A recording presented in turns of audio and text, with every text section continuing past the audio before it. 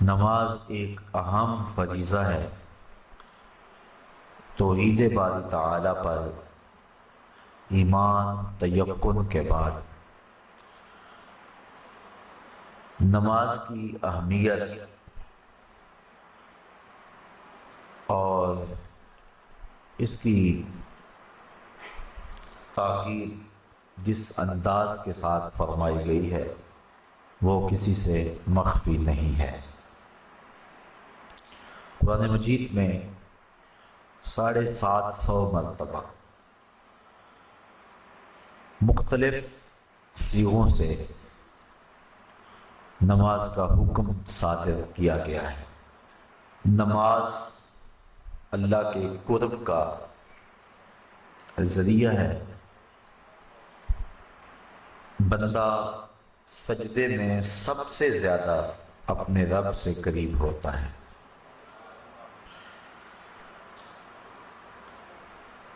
انسان اشرف المخلوقات ہے۔ جتنی بھی مخلوقات کے انداز عبادت ہیں وہ سارے نماز کے اندر جمع کر دیے گئے۔ قیام، رکوع، قومہ، جلسہ، سارا کچھ نماز کے اندر جمع کر دیا گیا۔ بلکہ ایک روایت میں آتا ہے کہ جب کوئی شخص نماز پڑھنے کے لیے کھڑا ہوتا ہے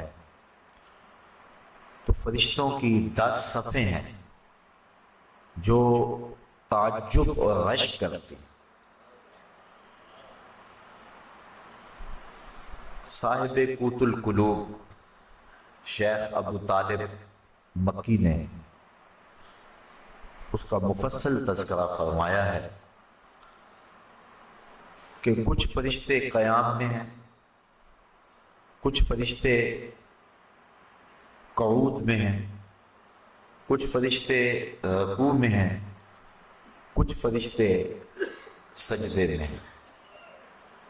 کچھ تسبیح کر رہے ہیں، کچھ تحلیل کر رہے ہیں، کچھ استغفار طلب کر رہے ہیں، کچھ ثنا کرتے ہیں، کچھ درود پڑھتے ہیں اور کچھ دعا مانگ رہے ہیں۔ جو رکوع کرتا ہے وہ ہمیشہ رکوع میں ہے، سجدہ اس کا مقصود نہیں ہے۔ جو قیام میں ہے وہ قیامت تک قیام میں ہی رہے گا۔ جو تسبیح کر رہا ہے اس کا وظیفہ تسبیح ہی ہے۔ جو ثنا میں لگا ہے وہ ثنا کو ہی ساری زندگی قیامت تک اپنائے رکھے گا۔ جو استغفار طلب کر رہا ہے وہ استغفار میں ہی ہے۔ لیکن جب انسان نماز کے لیے کھڑے ہوتے ہیں تو یہ 10 صفیں جو فرشتوں کی ہیں یہ انسان پہ رشک کرتے ہیں، اس اعتبار کے کہ جو قیام میں ہے وہ کہتے ہیں کہ میری نماز میں تو صرف قیام ہے، لیکن یہ انسان کتنا خوش نصیب ہے کہ اس کی نماز میں قیام بھی ہے، رکوع بھی ہے، سجدہ بھی ہے، قعود بھی ہے۔ استغفار والے کہتے ہیں کہ میرے پاس صرف استغفار ہے، ثنا والا کہتا ہے کہ میرے پاس صرف ساری زندگی ثنا ہے، لیکن اس کی نماز میں ثنا بھی ہے، اس کی نماز کے اندر استغفار بھی ہے، اس کی نماز کے اندر دعا بھی ہے، اس کی نماز کے اندر درود بھی ہے، اس کی نماز کے اندر سلام بھی ہے۔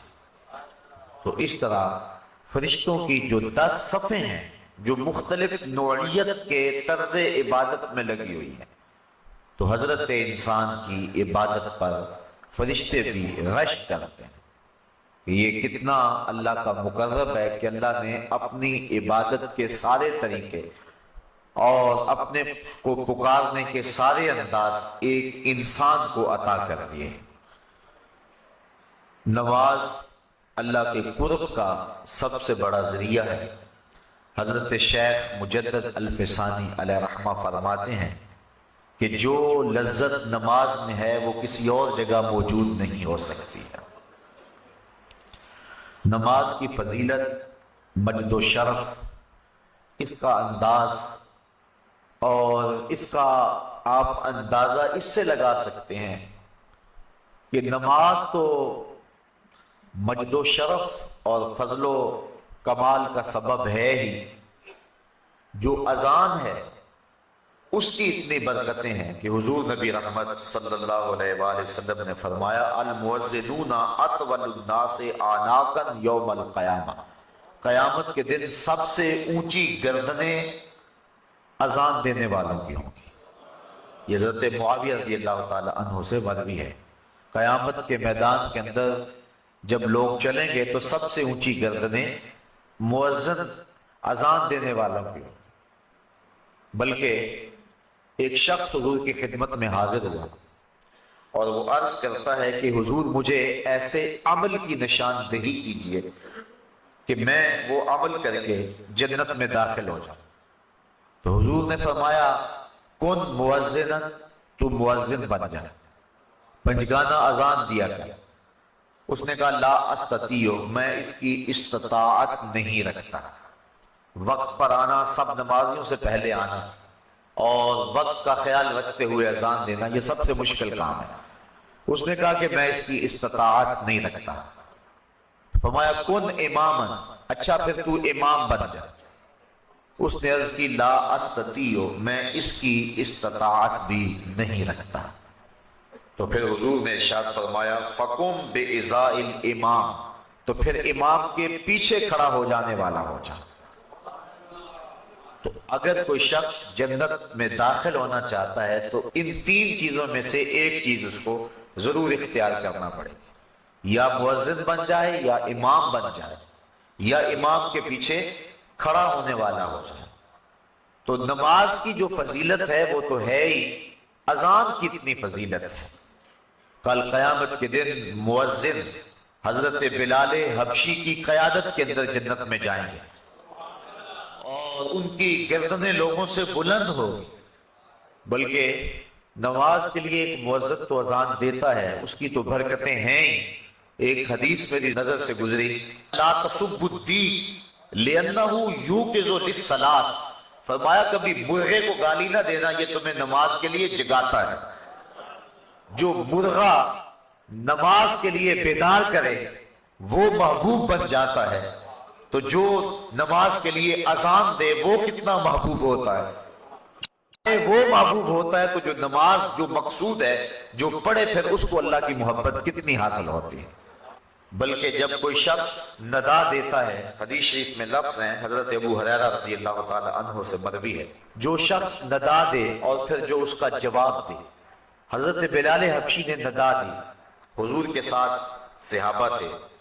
جب حضرت بلال حبشی خاموش ہوئے تو حضور نے ارشاد فرمایا من قال مثل ھذا یقینا دخل الجنہ، جس نے یقین کے ساتھ جو بلال نے کہا ہے وہ جواب میں کہے، یعنی اذان کا جو جواب دے دے، فرمایا جو یقین کے ساتھ اذان کا جواب دے دے، فرمایا وہ سیدھا جنت میں جائے گا۔ ابھی نماز کی جو فضیلت ہے وہ ایک بہت بڑا امر ہے۔ اذان دینے والے کی جو برکتیں ہیں اور اس کو جو مجد و شرف ملتا ہے، اور اذان کی جو پکار پہ لبیک کہتا ہے، لوگ تین طرح کے ہیں۔ ایک وہ ہیں کہ جب اذان ملتی ہے تو وہ فوراً سارے کام چھوڑ کے نماز کی تیاری میں لگ جاتے ہیں۔ ایک روایت میں آتا ہے قیامت کے دن کچھ لوگ جن کے چہرے ستاروں اور موتیوں کی طرح چمکتے ہوں گے وہ ظاہر ہوں گے، لوگوں کی ایک جماعت ہوگی۔ فرشتے ان کو پوچھیں گے تم کون ہو؟ تو وہ عرض کریں گے کہ ہم وہ لوگ ہیں کہ جو ہی اذان ہوتی تھی ہم سارے کام چھوڑ دیتے تھے اور فوراً وضو کر کے مسجد کا رخ کرتے تھے۔ تو فرشتے انہیں مبارک دیں گے اور جنت کا مجدہ دیں گے۔ پھر ایک جماعت اور آئے گی جن کے چہرے چاند کی طرح چمک رہے ہوں گے۔ فرشتے انہیں پوچھیں گے تم کون ہو؟ تو وہ کہیں گے کہ ہم وقت داخل ہونے سے پہلے ہی وضو کر لیا کرتے تھے اور اذان کے ساتھ ہی مسجد کی طرف چل دیتے تھے۔ فرشتے انہیں مبارک دیتے ہیں اور جنت کا مجدہ دیتے ہیں۔ پھر ایک اور جماعت آئے گی جن کے چہرے سورج کی طرح چمکدار، فرشتے پوچھیں کہ تم کون ہو؟ تو وہ کہیں گے کہ ہم وہ لوگ ہیں کہ ہم وضو کر کے طہارت بنا کے مسجد میں پہنچ جاتے تھے تو اذان ہوتی تھی، یعنی ہم اذان مسجد میں ہی سنتے تھے۔ حضرت سعید بن المسیب رضی اللہ تعالی عنہ جلیل القدر تابعی، آنکھوں سے نابینے تھے لیکن جو روشنی دل میں تھی، جو بینا ہیں ان کے پاس بھی وہ اجالے کہاں ہو سکتے ہیں جو حضرت سعید بن المسیب کے پاس تھے۔ اللہ اکبر۔ کہتے ہیں 40 سال تک حضرت سعید بن المسیب نے جو ہے وہ تکبیر اولا بھی قضا نہیں ہونے دی، اسی وجہ سے ان کا نام پڑ گیا تھا حمامت المسجد، مسجد کا کبوتر۔ یعنی جس طرح کبوتر ہیں مسجدوں کے اندر رہتے ہیں تو حضرت سعید بن المسیب کا یہ نام پڑ گیا تھا، حالانکہ وہ آنکھوں سے نابینے تھے لیکن انہوں نے مسجد کی حاضری کا اس طرح التزام کیا کہ ان کا نام ہی حمامت المسجد پڑ گیا تھا۔ بلکہ جب یزید نے مدینے کو اجاڑا ایام حرہ میں، جب اس نے 3 دن تک اہل مدینہ کو سخت پریشان رکھا اور اس کے گھوڑے مسجد نبوی کے اندر باندھے گئے، اس وقت جو بھی پکڑا جاتا اس کو قتل کر دیا جاتا، تو حضرت سعید بن المسیب ان ایام کے اندر بھی مسجد میں رہے۔ فرماتے ہیں کہ لیکن میں پریشان تھا کہ ظہر کا وقت ہوگا کون بتائے گا، مغرب عشاء کا وقت ہوگا کون بتائے گا۔ 3 دن تک مسجد نبوی میں نہ اذان ہوئی نہ اقامت ہوئی۔ یہ بڑے خطرناک دن آئے ہیں، اور یہ یزید بدبخت نے جس طرح کربلا میں ظلم کیا، اس نے مکہ المکرمہ میں بھی ظلم کیا اور اس نے مدینہ رسول میں بھی ظلم کیا، اور 3 دن تک مسجد نبوی میں اس کے ظلم کی وجہ سے اذان اور اقامت نہیں ہوئی۔ حضرت سعید بن المسیب آنکھوں سے نابینے تھے، اور جب بھی کوئی یزید کے فوجی آتے تو نابینا سمجھ کے چھوڑ جاتے۔ فرماتے ہیں میں پریشان تھا کہ مجھے نمازوں کے وقت کا کون بتائے گا۔ اس مشکل وقت میں انہیں یہ پریشانی لاحق تھی کہ کہیں نماز کا وقت نہ گزر جائے، تو کہتے میں حضور کے روضے کے پاس بیٹھا تھا، فلم ازل اسمع الاذان والاقامت من قبر رسول اللہ صلی اللہ علیہ وسلم۔ اور میں جب بھی پھر نماز کا وقت آیا، گنبد خضرا سے اذان کی آواز بھی آئی اور اقامت کی آواز بھی آئی۔ تو جو شخص اہتمام کریں کہ ہم نے تکبیر اولا کو قضا نہیں کرنا ہے، ان کے لیے پھر اللہ یوں بھی اہتمام فرما دیتا ہے۔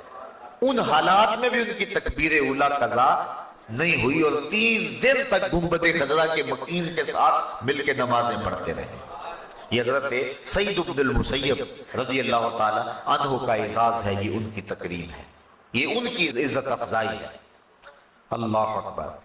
حضور فرمایا کچھ لوگ مسجدوں کی میخیں ہوتی ہیں، جس طرح کل ٹھکا ہوتا ہے وہ مسجدوں میں یوں وابستہ ہوتے ہیں، اور اگر کسی وجہ سے وہ مسجد کی حاضری سے قاصر ہو، بیماری کی وجہ سے اگر وہ مسجد میں نہیں آ رہے، اللہ کے فرشتے ان کا حال پوچھنے کے لیے جاتے ہیں۔ یہ ان کا اعزاز ہے، یہ ان کی تکریم ہے۔ بلکہ فرمایا سبعۃ یظلھم اللہ تعالی فی ظلہ یوم لا ظل الا ظلہ، امام عادل وشاب نشأ فی عبادۃ اللہ ورجل قلبہ معلق بالمساجد ورجل دعته امرأة ذات منصب وجمال فقال انی اخاف اللہ ورجلان تحابا فی اللہ اجتمع علیہ وتفرقا الیہ ورجل تصدق بصدقۃ فاخفاها حتى لا تعلم شماله ما تنفق يمينه ورجل ذکر اللہ خالیا ففاضت عیناہ۔ فرمایا 7 اشخاص ایسے ہیں قیامت کے دن جب کوئی سایہ نہیں ہوگا، اللہ ان 7 کو اپنے عرش کا ٹھنڈا سایہ عطا فرمائے گا۔ ان میں سے جو تیسرا شخص بیان فرمایا، حدیث طویل ہے، وَرَجُلٌ قَلْبُهُ مُعَلَّقٌ بِالْمَسَاجِدِ، وہ آدمی جس کا دل مسجد کے ساتھ لگا ہوا، اسے جب بھی ڈھونڈو مسجد میں ملے گا، مسجد کے ساتھ وابستہ ہے، مسجد کی تعمیر کے لیے، مسجد کی آبادی کے لیے، مسجد کی صفائی کے لیے، اس کا دل مسجد سے وابستہ ہے۔ حضور فرمایا کل قیامت کے دن جب کوئی سایہ نہیں ہوگا، اس شخص کو اللہ اپنے عرش کا ٹھنڈا سایہ نصیب فرما دے۔ اللہ اکبر۔ تو اذان، اقامت اور مسجد یہ نماز سے متعلقہ چیزیں ہیں، اور اللہ تعالیٰ نے ان متعلق چیزوں پر بھی وہ برکتیں اور وہ شرف رکھا ہے کہ انسان کی نجات کی یہ چیزیں ضمانت ہیں، تو پھر جو نماز ہے، نفس نماز، پھر اس کی کیفیت کیا ہو؟ بلکہ ایک حدیث میں آتا ہے اذا صبب بالصلاۃ فتحت ابواب السماء واستجیبت دعا، جب اقامت ہوتی ہے تو اللہ آسمان کے دروازے کھول دیتا ہے، اور یہ جو اقامت کا وقت ہوتا ہے اس وقت جو دعا مانگو اللہ وہ دعا پوری فرما دیتا ہے۔ اور حضرت انس رضی اللہ تعالی عنہ سے روایت ہے کہ اقامت اور اذان کے درمیان کا جو وقفہ ہوتا ہے، اس وقفے میں جو بھی دعا مانگی جائے اللہ تعالیٰ اس دعا کو قبول فرماتا ہے، رد نہیں کرتا، بلکہ حضور نے ارشاد فرمایا کہ اس وقت اللہ سے دعا مانگ لیا کرو۔ صحابہ نے عرض کی حضور پھر کون سی دعا مانگے؟ اس وقت، اس اہم وقت میں ہم اللہ سے کون سی دعا مانگے؟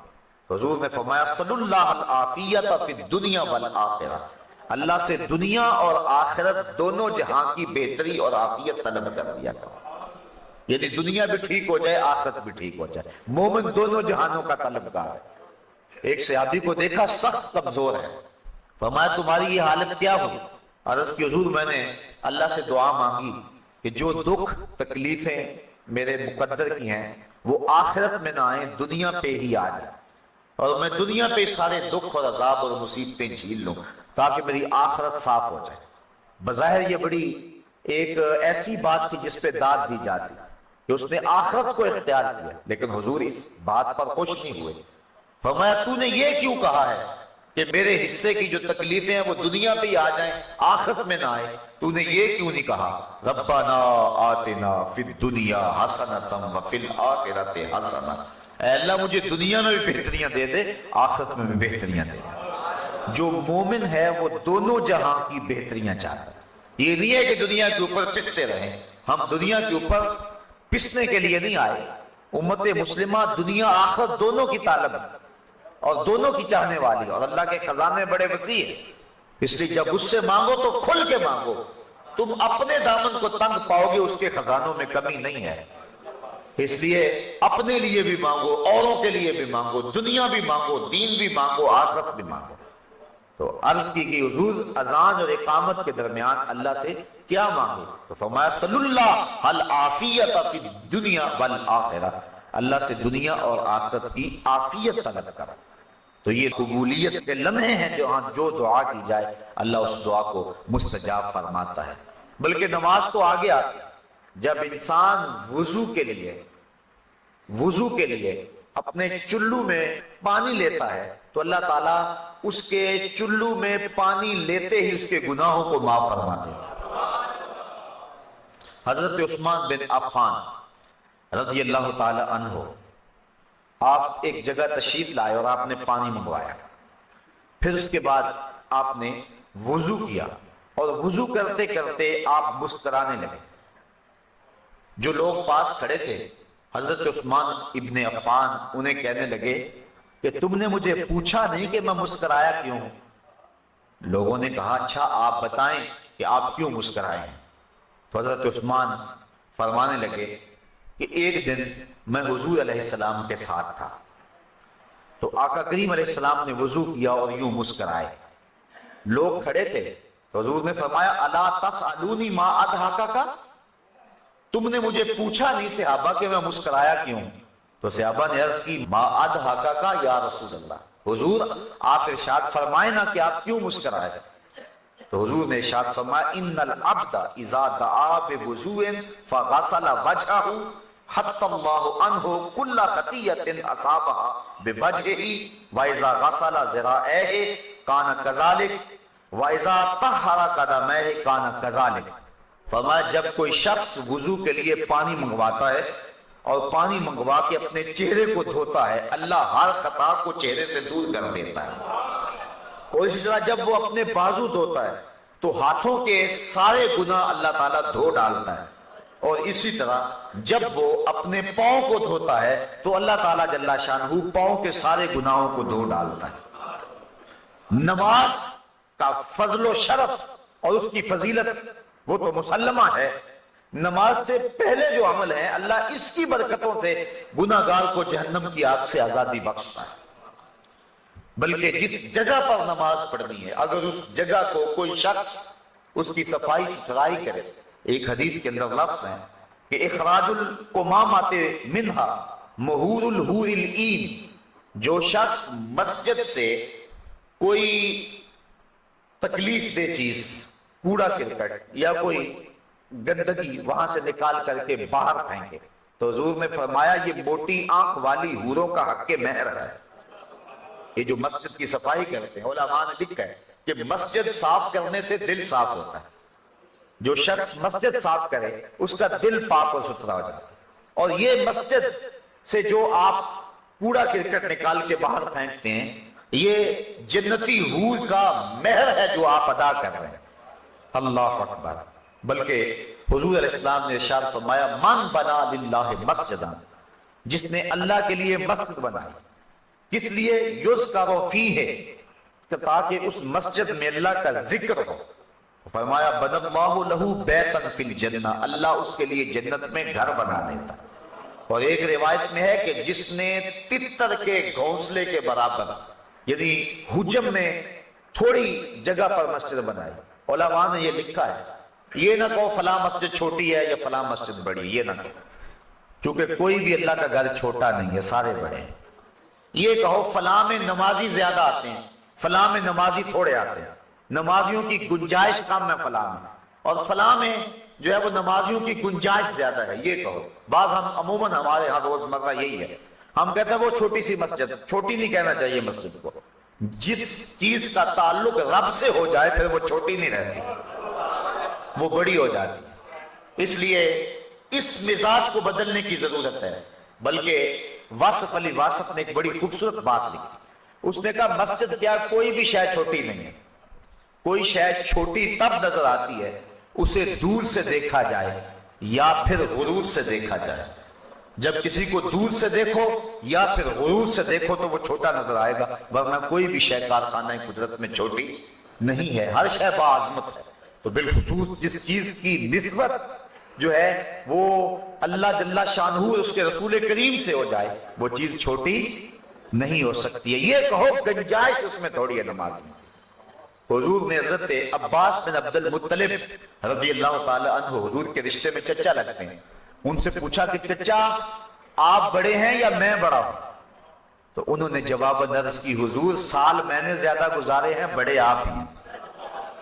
یہ نہیں کہا کہ میں بڑا ہوں، کہا سال میں نے زیادہ گزارے لیکن بڑے آپ ہی ہیں۔ تو جب نسبت اچھی جگہ ہو تو پھر اپنی زبان کو احتیاط کے ساتھ حرکت دینی چاہیے۔ تو علماء نے اس جزیے کو بیان کیا ہے کہ یہ نہ کہو چھوٹی مسجد یا بڑی مسجد، بلکہ کہو فلاں مسجد میں نمازیوں کی گنجائش تھوڑی ہے، چھوٹی اس کو نہیں کہہ سکتے ہیں۔ تو جس نے تتر کے گھونسلے کے برابر، یعنی اتنی تھوڑی جگہ پر مسجد بنائی، اللہ اس کا بھی جنت میں محل بنا دیتا ہے۔ تو جس جگہ سجدہ کرنا ہے، جس جگہ پیشانی رکھنی ہے، اللہ اکبر، وہ جگہ بھی اتنی برکتوں کی حامل ہے۔ بلکہ فرمایا کہ خیر الاماکن، بہترین جگہیں روئے زمین پہ ہیں تو وہ مسجدیں ہیں، اور بدترین جگہیں اگر روئے زمین پہ ہیں تو وہ اسواق یعنی بازار ہیں۔ حکم ہے مسجد میں جلدی جاؤ اور دیر سے آؤ، بازار میں دیر سے جاؤ اور جلدی واپس آؤ۔ گو ہمارا انداز اس سے مختلف ہے، لیکن حکم یہی ہے کہ مسجد میں جلدی جاؤ، دیر سے واپس پڑھ لو۔ بلکہ ایک حدیث میں آتا ہے جس نے نماز فجر مسجد میں پڑھی اور پھر وہ ذکر و اذکار میں لگا رہا، بیٹھا رہا حتیٰ کہ سورج طلوع ہو گیا، اور پھر اس نے 2 رکعت پڑھے جس کو صلاۃ الاشراق کہتے ہیں، تو فرمایا اس کو مقبول حج اور عمرے کا اللہ ثواب عطا فرماتا۔ اللہ اکبر۔ تو یہ برکتیں ہیں اللہ کے پاک گھر کی جہاں نماز ادا ہونی ہے۔ باقی رہی بات نماز کی، اس کی کیا فضیلت ہے، تو آئیے حضرت نبی رحمت صلی اللہ علیہ وسلم کا ایک فرمان جس کو امام بخاری نے حضرت ابو ہریرہ رضی اللہ تعالی عنہ سے نقل کیا ہے، صحابہ سے مخاطب ہو کے کہا ارائیتم لو ان نہرا بباب احدکم یغتسل کل یوم 5 ما تقول ذلك یبکی من درنہ، قالوا لا يبكي من درنه شيئا قال فذلك مثل الصلوات الخمس يمحو الله به الخطايا. فرمایا صحابہ ایک بات تو بتاؤ، اگر کسی شخص کے دروازے کے سامنے سے کوئی نہر گزرتی ہو اور وہ دن میں 5 مرتبہ اس نہر میں غسل کرے، مجھے بتاؤ کیا اس کے بدن پر کوئی میل کچیل باقی رہے گی؟ صحابہ نے عرض کی حضور اس کے بدن پر کوئی میل باقی نہیں رہے گی. فرمایا یہی 5 نمازوں کی مثال ہے. جو شخص پنجگانہ نماز پڑھتا ہے اس کے بدن پر گناہوں کا کوئی میل باقی نہیں رہتا. اللہ تعالیٰ گناہوں کو دھو دیتا ہے جس شخص نے پنجگانہ نماز کا مزاج بنا لیا. صحابہ فرماتے ہیں، اور یہ بھی حضرت امام بخاری نے حضرت عبداللہ رضی اللہ تعالیٰ عنہ سے روایت نقل کی ہے کہ حضور سے سوال کیا گیا ای العمل احب الی اللہ، حضور سب سے زیادہ اللہ کو محبوب عمل کون سا ہے، یعنی کون سا وہ عمل ہے جو اللہ کو سب سے زیادہ محبوب ہے؟ قال الصلاۃ علی وقتہا، فرمایا وقت پہ نماز پڑھنا. اولاد بنی آدم کے جتنے بھی اعمال ہیں، اچھے نیک صالح اعمال، ان میں سے اللہ کو سب سے زیادہ محبوب عمل جو ہے وہ وقت پہ نماز پڑھنا ہے. ثم ایو، صحابہ نے عرض کی حضور پھر اس کے بعد؟ قال ثم بر الوالدین، پھر والدین کے ساتھ حسن سلوک کرنا. نماز کے بعد سب سے زیادہ اہمیت والدین کے ساتھ حسن سلوک کی ہے. آج کل من جملہ قباحتوں میں یہ قباحت بہت زیادہ پائی جا رہی ہے کہ لوگ اپنے والدین کی تعظیم نہیں کرتے، ان کی تذلیل کرتے ہیں. حضور نبی رحمت صلی اللہ علیہ وسلم کی خدمت میں ایک شخص حاضر ہوا اور اس نے عرض کی کہ حضور میرا بیٹا اپنی چیزوں کو مجھے ہاتھ نہیں لگانے دیتا. تو حضور علیہ السلام نے اس کے بیٹے کو بلایا، پوچھا. اس نے عرض کی حضور اس کو پتہ نہیں ہے تو یہ میری چیزیں خراب کر دیتا ہے. امام طبرانی نے موجب میں یہ روایت بیان کی. حضور کی آنکھوں میں آنسو آ گئے اور حضور فرمایا ایک وقت وہ تھا کہ اس کی چیزیں تو خراب کرتا تھا، اس نے تو نہیں کہا تھا کہ یہ میری چیزیں خراب کرتا ہے میں ہاتھ نہیں لگانے دوں گا. پھر حضور نے وہ تاریخ ساتھ جملہ ارشاد فرمایا انتا و مالکا لابیکا، فرمایا تو بھی اور تیرا مال بھی تیرے باپ کا ہے. یعنی باپ جس طرح چاہے تصرف کر سکتا ہے تو اس کو روک نہیں سکتا ہے. تو والدین کی نافرمانی اللہ کی رحمتوں سے انسان کو محروم کر دیتی ہے اور والدین کی فرما برداری اللہ کی رحمتوں کا حقدار بناتی ہے. ایک حدیث میں آتا ہے کہ 4 اشخاص ایسے ہیں کہ جب قیامت کا دن ہوگا تو جنت میں جانے سے انہیں کوئی شے بھی رکاوٹ نہیں ہوگی. ایک وہ شخص کہ جس نے ایسی سچی توبہ کی کہ گناہ کی طرف پلٹنا اتنا مشکل ہے جس طرح تھن سے نکلا ہوا دودھ واپس جانا مشکل ہوتا ہے. اور دوسرا وہ شخص جس نے اپنے والدین کو راضی کر رکھا. اور تیسری وہ خاتون جو اس حال میں مری کہ اس کا شوہر اس کے اوپر راضی تھا. اور چوتھا وہ شخص جس کے ذرائع آمدنی تھوڑے ہیں لیکن عیال کثیر ہے، اولاد زیادہ ہے، لیکن اس کے باوجود اس نے اپنی اولاد کے پیٹ میں حرام کا ایک لقمہ بھی نہ جانے دیا. تو فرمایا کل قیامت کے دن کوئی چیز اس کو جنت میں جانے سے نہیں روک سکے. تو والدین کی فرما برداری کرنا یہ نماز کے بعد اہم فریضہ ہے. والدین مبتلا ہیں تکلیف میں اور بندہ کہتا ہے کہ میں جہاد پہ جاؤں، حضور نے اس کی حوصلہ شکنی فرمائی اور وہ بخاری شریف کی روایت ہے. ایک شخص نے اذن جہاد طلب کیا تو فرمایا احی والدہ کا، کیا تیرے والدین زندہ ہیں؟ قال نعم، عرض کی ہاں حضور میرے والدین زندہ ہیں. قال ففیہما فجاہد، کہا جا ان کی خدمت کر، یہی تیرا جہاد ہے. والدین فالج زدہ اور بیٹا تبلیغی چلا کاٹنے گیا ہو، اسلام تو اس کی حوصلہ افزائی نہیں کرتا. ماں باپ کو ضرورت ہو اور بیٹا پیر کی چوکھٹ پہ جا کے بیٹھا ہو، اسلام تو اس کی حوصلہ افزائی نہیں کرتا. ہمارے سامنے حضرت اویس کرنی کی مثال موجود ہے. حضور قمیض کے بٹن کھول کھول کے لمبے سانس لیا کرتے تھے اور فرماتے مجھے یمن سے یار کی خوشبو آتی ہے.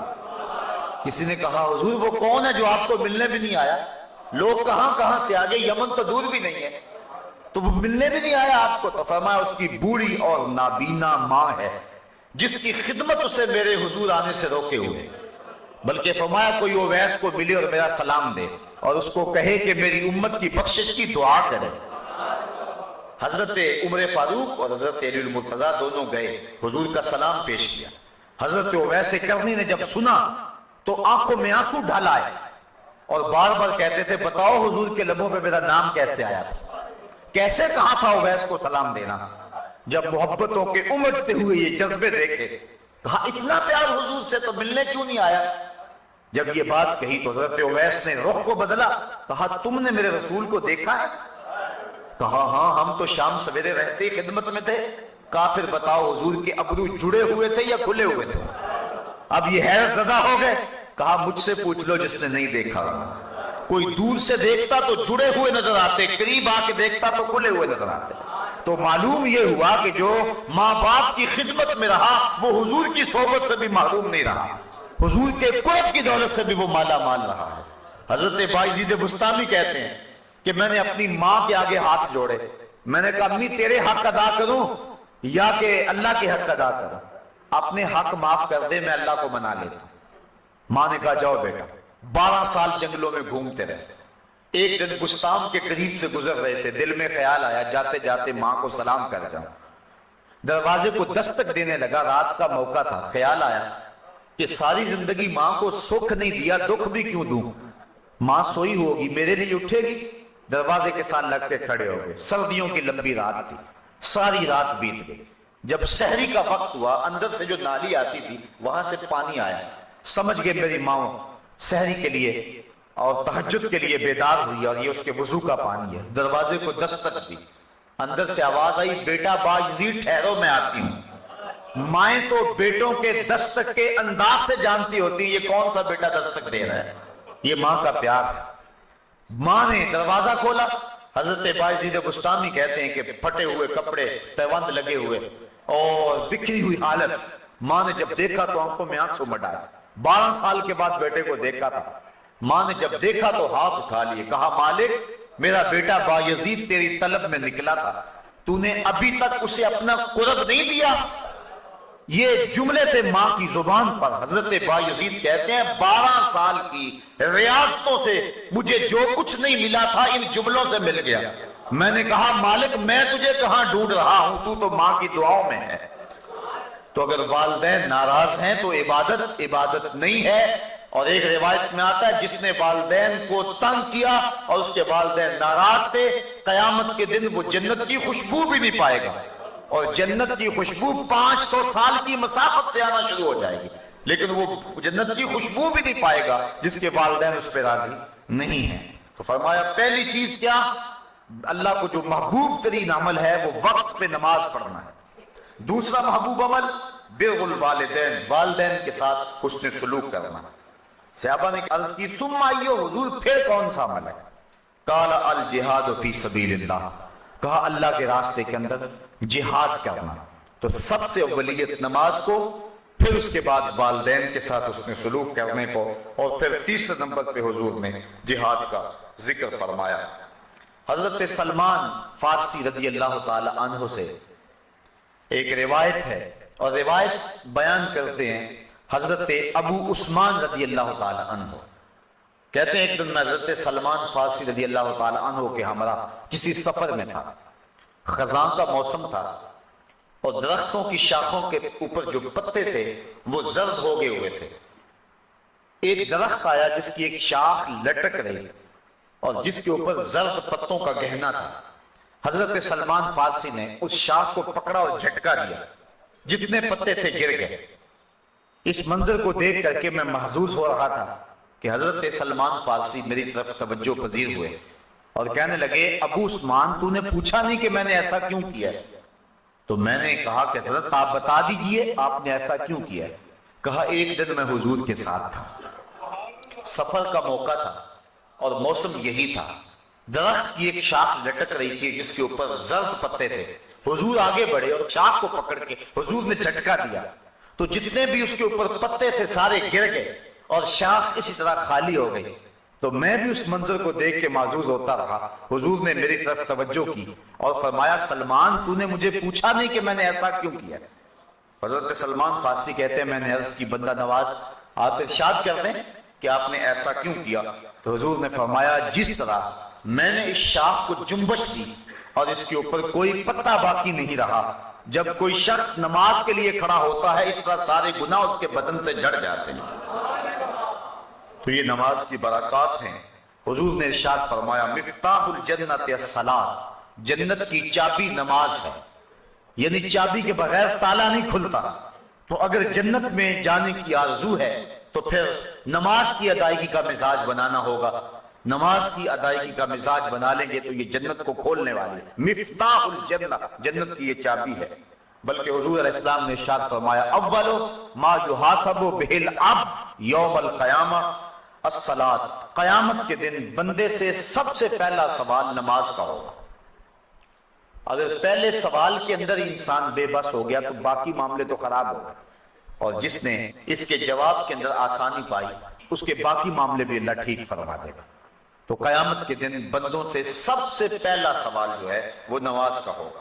اور میرے اور آپ کے آقا و مولا نے فرمایا حبب الیہ من دنیاکم ثلاث، لوگوں تمہاری دنیا سے مجھے صرف 3 چیزیں پسند ہیں، الطیب والنساء وجعلت قرۃ عینی فی الصلاۃ، خوشبو، منکوحہ عورتیں، اور میری آنکھوں کی ٹھنڈک نماز میں رکھی گئی ہے۔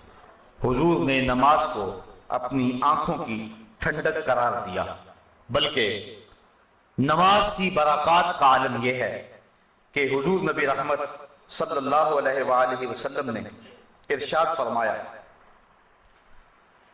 حضرت ربیعہ بن قعب اسلمی رضی اللہ تعالی عنہ حضور کی خدمت میں حاضر تھے اور حضور کی خدمت کیا کرتے تھے۔ تو حضور نے فرمایا سل، کوئی سوال کر لیجئے، مانگ لیجئے، ہیں آج وہ مائل بعطا، اور بھی کچھ مانگ۔ اللہ اکبر، سل، مانگ لیجئے۔ تو حضرت ربیعہ نے کیا مانگا؟ حضرت ربیعہ کہتے ہیں فقلت، تو میں نے عرض کی اسألک مرافقتک فی الجنہ، حضور یہاں جس طرح مجھے آپ کا قرب حاصل ہے جنت میں بھی آپ کا قرب نصیب ہو جائے۔ جنت کا لطف تو تبھی نصیب ہوگا کہ اگر آپ کی مرافقت نصیب ہو جائے۔ تو حضور علیہ السلام نے فرمایا او غیر ذالک، یہ تو مل گیا، کچھ اور مانگنا۔ اللہ اکبر۔ تو میں نے عرض کی فقلت ہوا ذاک، میں نے کہا حضور بس یہی کر، جنت میں آپ کا قرب مل جائے تو مجھے اور کیا چاہیے؟ شاید اسی کا نام ہے توہین جستجو، ہو منزل کی تلاش تیرے نقشے کفے پا کے بعد۔ اگر آپ کا قرب نصیب ہو جائے تو مجھے اور کسی چیز کی طلب رہتی نہیں ہے، کوئی بھوک ہی نہیں باقی رہتی۔ میں نے کہا بس حضور کافی ہے، ہوا ذاک، بس کافی ہے۔ حضور نے فرمایا فَأَعِنِّي عَلَىٰ نَفْسِكَ بِكَثْرَةِ السُّجُودِ، تو فرمایا کہ کثرت سجود کے ساتھ میری مدد کرنا، یعنی اگر تم جنت جانا چاہتے ہو میں تمہیں وعدہ دیتا ہوں، لیکن یہ نہیں کہ میرے وعدے پر تم جنت کی آرزو میں، جنت کی خواہش میں جو میں نے تم کو وعدہ دیا وہ وعدہ پورا ہوگا، لیکن اس کا یہ مطلب نہیں کہ تم سجدے چھوڑ دو۔ فرمایا اس وعدے کی تکمیل کے لیے تم نے میری کثرت سجود کے ساتھ مدد کرنی ہے۔ تو جنت کی چونکہ چابی ہی نماز ہے، اس لیے حضور نے حضرت ربیعہ کو جنت کی بشارت دینے کے بعد بھی یہ بات کہی کہ کثرت سجود سے تو نے میری مدد کرنی ہے۔ کچھ لوگ حدیث کا پہلا حصہ تو بیان کر دیتے ہیں، اگلا حصہ چھوڑ دیتے ہیں۔ حضور نے وعدہ جنت دیا، لیکن اس کا یہ مطلب نہیں ہے کہ وعدہ جنت کے بعد وہ سجدوں کو چھوڑ دیں۔ حضور نے 10 صحابہ عشرہ مبشرہ کے لیے وعدہ جنت دیا، لیکن اس کے باوجود وہ نماز کے معاملے کے اندر کبھی کسی سستی کا ارتکاب نہیں کیا کرتے تھے، بلکہ وہ بہت زیادہ کثرت کے ساتھ سجدے کرنے والے تھے۔ حضور نبی رحمت صلی اللہ علیہ وآلہ وسلم نے ارشاد فرمایا، اور ایک حدیث سنیے، اس کو روایت حضرت عبداللہ ابن عمر رضی اللہ تعالی عنہ فرماتے ہیں کہ صلینا مع رسول اللہ صلی اللہ علیہ وسلم المغرب، ہم نے حضور کے ساتھ مغرب کی نماز پڑھی، فرجع من رجع وعقب من عقب، کچھ لوگ چلے گئے اور کچھ لوگ مسجد میں ہی بیٹھے رہے۔ فجاء رسول اللہ صلی اللہ علیہ وسلم مسرعا، حضور تشریف لائے اور حالت یہ تھی کہ حضور بڑے تیز تیز قدم اٹھا کے جہاں صحابہ بیٹھے تھے ادھر آ رہے تھے۔ اور پھر حضور نے جب صحابہ کو دیکھا، قالا ابشروا، فرمایا مبارک ہو، خوشخبری ہو تمہیں، ھذا ربکم قد فتح بابا من ابواب السماء، تمہارے رب نے آسمان کے سارے دروازے کھول دیے. یہ تمہارا رب ہے اور اس نے آسمان کے سارے دروازے کھول دیے ہیں. یباہی بکم الملائکہ، اور وہ فرشتوں میں فخر کر رہا ہے تمہاری وجہ سے. فرشتوں کے اندر اللہ فخر فرما رہا ہے. اور کیا فرما رہا ہے؟ یقول، وہ کہتا ہے انظروا الی عبادی قد قضوا فریضۃ وہم ینتظرون اخری. اللہ فرماتا ہے اور میرے بندوں کو دیکھو، انہوں نے ایک نماز پڑھ لی ہے اور دوسری نماز کے انتظار میں بیٹھے ہوئے ہیں.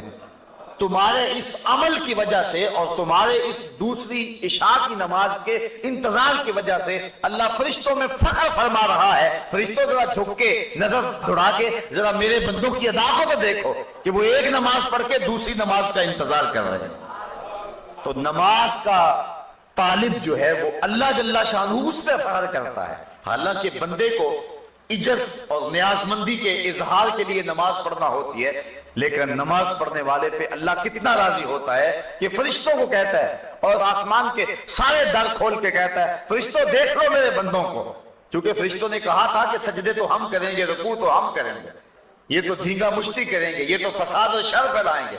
اللہ فخر کرتا ہے اپنے ان بندوں پہ جو ایک نماز کے بعد دوسری نماز کے منتظر ہوتے ہیں. اور فرشتوں کہتا ہے دیکھو میرے بندوں کو، تم تو کہتے تھے کہ یہ لڑائی کریں گے، دیکھو کہ نماز پڑھ لیا، گھر کو نہیں جا رہے کہ دوسری پڑھ کے ہی جائیں گے. اللہ بندوں کے اس عمل پہ جو ہے وہ فرشتوں کے اندر فخر فرما رہا ہے. حضور نبی رحمت صلی اللہ علیہ وآلہ وسلم نے ارشاد فرمایا من ترک الصلاۃ متعمدا فقد کفر جہارا، جس نے جان بوجھ کے نماز چھوڑی گویا اس نے اعلانیہ کفر کیا ہے. اور ایک حدیث کے لفظ سنیے، حضور نبی رحمت صلی اللہ علیہ وسلم نے نمازیوں کو بشارت دی جو پنجگانہ نماز جماعت کے ساتھ پڑھتے ہیں، اور ساتھ یہ بھی ارشاد فرمایا کہ جو لوگ نماز نہیں پڑھتے ہیں کل قیامت کے دن دشمنان خدا امیہ کے ساتھ اور حامان کے ساتھ، قارون کے ساتھ اور فرعون کے ساتھ کل قیامت کے دن کھڑے کر دیے جائیں گے. ہم میں سے کیا کوئی شخص یہ چاہتا ہے اور کوئی اس بات کو گوارا کر سکتا ہے کہ اللہ اور اس کے رسول کے دشمنوں کے ساتھ ہم کل قیامت کے دن کھڑے ہوں؟ لیکن اگر کوئی شخص نماز چھوڑنے کا عادی ہے تو اس کو دشمنان خدا کے ساتھ کھڑا ہونا پڑے گا. اللہ تعالیٰ قرآن مجید میں فرماتا ہے کہ کچھ لوگوں کو قیامت کے دن راستے میں لوگ ان کو ملیں گے اور وہ کہیں گے ما سلککم فی سقر، تم جہنم میں کیوں جا رہے ہو؟ تو وہ جواب کے اندر یہی کہیں گے کہ لم نکو من المصلین، ہم نماز نہیں پڑھا کرتے تھے. نماز نہ پڑھنے کی پاداش میں آج ہم جہنم کا ایندھن بن رہے ہیں. نماز پڑھنے والے اللہ کی رحمتوں کے حقدار ہوں گے. اور جب کوئی بندہ نماز کے لیے کھڑا ہوتا ہے اللہ فرشتوں کو کہتا ہے کہ میرا بندہ میرے حضور کھڑا ہونے لگا ہے، اس کے بدن سے گناہ اتار کے ایک سمت ڈھیر لگا دو تاکہ میرا بندہ میرے حضور پاک صاف ہو کے کھڑا ہو جائے. تو بندہ نماز پڑھتا رہتا ہے. حدیث میں آتا ہے کہ جب نماز مکمل کر کے جانے لگتا ہے تو فرشتے بارگاہ عزتی میں عرض کرتے ہیں مالک تیرا بندہ نماز پڑھ کے اب واپس جانے لگا ہے، تو اب اس کے گناہوں کا جو ڈھیر الگ کیا ہوا تھا اب دوبارہ اس کے ساتھ لگا دے. اللہ فرماتا ہے اس سے گناہ تم نے اتار دی ہیں، اب اترے ہی رہنے دو اور یہ میرا بندہ ستھرا ہو کے گھر کی طرف پلٹ جائے. تو یہ نماز کی برکات ہیں. بدن پہ میل نہیں رہتا، من ستھرا ہوتا ہے، چہرے پہ نور آتا ہے، اندر صفائی ملتی ہے، رزق میں برکت ہوتی ہے. جو شخص فجر کی نماز پڑھتا ہے سارا دن اس کو برکتیں نصیب ہوتی ہیں. اور ایک حدیث میں آتا ہے کہ جو شخص عشاء کی نماز پڑھ کے سو گیا اس کو آدھی رات تک جاگنے کا ثواب ملا، اور جس نے صبح کی نماز جماعت کے ساتھ پڑھی اس کو پوری رات جو ہے وہ جاگنے کا ثواب ملا. تو حضور نے فرمایا جس کو مسجد میں آتے جاتے دیکھو اس کے ایمان کی گواہی دے دو کہ یہ مومن ہے. تو مسجد میں اہل ایمان جاتے ہیں اور مسجد اہل ایمان ہی آباد کرتے ہیں. صاحبو نماز وہ پسندیدہ ترین عبادت ہے کہ اللہ کے محبوب علیہ السلام نے اس کو اپنے آنکھوں کی ٹھنڈک قرار دیا. وَجُعِلَتْ قُرَّةُ عَيْنِي فِي الصَّلَاةِ، فرمایا میری آنکھوں کی ٹھنڈک نماز کے اندر رکھی گئی ہے. ماہ سیام رمضان المبارک کے دامن سے جب نور ہمارے دل میں داخل ہوتا ہے تو ہم نے دیکھا کہ جو لوگ جمعۃ المبارک بھی نماز نہیں پڑھتے ہیں وہ بھی پنجگانہ نماز کے عادی ہو جاتے ہیں. کاش اس نور کو اپنے دل کے اندر ہم محفوظ کر لیں اور رمضان المبارک کے بعد بھی ہم نمازوں کے تسلسل کو باقی رکھیں۔ جس نے نماز ضائع کر دی گویا اس نے اپنے دین کو ضائع کر دیا، جس نے نماز قائم نہ کی اس نے دین کا ستون توڑ دیا، اور جس نے دین کا ستون توڑ دیا تو ستون کے بغیر چھت بلا کیسے قائم رہ سکتا ہے۔ اور یہ جو روایت میں نے آپ کے سامنے رکھی، من ترک الصلاۃ متعمدا فقد کفر جہارا، جس نے جان بوجھ کے نماز چھوڑی گویا اس نے اعلانیہ کفر کیا ہے۔ صحابہ فرماتے ہیں مومن اور کافر کے درمیان ہم تو فرق نماز کو سمجھتے تھے، جو نماز پڑھتا تھا ہم سمجھتے تھے مومن ہو گیا تبھی پڑھتا ہے، اور جو نماز نہیں پڑھتا تھا ہم سمجھتے تھے کہ وہ کافر ہے تبھی نہیں پڑھتا، مومن ہوتا تو ضرور پڑھتا۔ امام شافعی اور دیگر ائمہ کا فتویٰ یہ ہے کہ بے نمازی کو قتل کر دیا جائے، لیکن ہمارے امام حضرت امام اعظم ابو حنیفہ فرماتے ہیں نہیں، بے نمازی کو قتل نہ کیا جائے بلکہ اس کو حاکم وقت قید کر دے یہاں تک کہ وہ توبہ کرے اور نماز کا وعدہ کرے تو پھر اس کو چھوڑا جائے۔ حضرت غوث اعظم شیخ عبد القادر جیلانی علیہ رحمہ فرماتے ہیں کہ بے نمازی کو مسلمانوں کے قبرستان میں دفن نہ کرو۔ حضرت سلطان باہو فرماتے ہیں کہ بے نمازی سے خنزیر بھی پناہ مانگتا ہے۔ شیخ سعدی فرماتے ہیں بے نمازی کو قرض نہ دو، جو اللہ کا قرض ادا نہیں کرتا تمہارا قرض کیسے ادا کرے گا۔ تو یہ وعیدیں ہیں بے نمازی کے لیے، اور یہ خوشخبریاں تھیں احادیث کے ذخیرہ سے جو میں نے انتخاب کر کے آپ کے سامنے رکھی کہ اللہ نمازی کو کتنی برکتیں عطا فرماتا ہے اور اس کے اندر کتنے اجالے اور نور اترتے ہیں۔ اصل پتہ تو کل قیامت کے دن چلے گا، لیکن صاحبو جو دنیا کے اوپر نماز پڑھنے کا مزاج رکھتا ہے اللہ تعالیٰ جل شانہ آخرت کے اندر تو اس کو صلے دے گا ہی، اس کا دل طمانیت کے نور سے مالا مال ہو جاتا ہے۔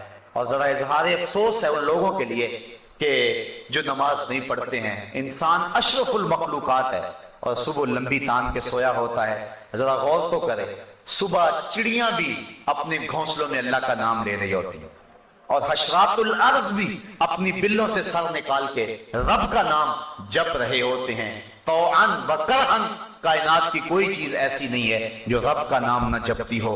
درخت، اشجار، کائنات کا ایک ایک ذرہ تمہارے رب کا نام جپنے والا ہے، تو جو اشرف المخلوقات ہے اس کا زیادہ حق ہے کہ وہ اپنے رب کے حضور بندگی کا سر جھکائے۔ لیکن یہ تکبر اور تمرد کے اندر آ کر کے اپنے رب کے حضور سجدے سے انکار کر دیتا ہے۔ علماء فرماتے ہیں کہ حضرت آدم علیہ السلام کو سجدہ کرنے سے انکار کیا تھا ابلیس نے، اللہ کو سجدہ کرنے سے انکار نہیں کیا تھا، اور وہ راندہ درگاہ ہو گیا۔ اور جو شخص 750 مرتبہ حکم کے باوجود اپنے رب کو سجدہ نہیں کرتا ہے اس کا پھر ٹھکانہ کیا ہوگا۔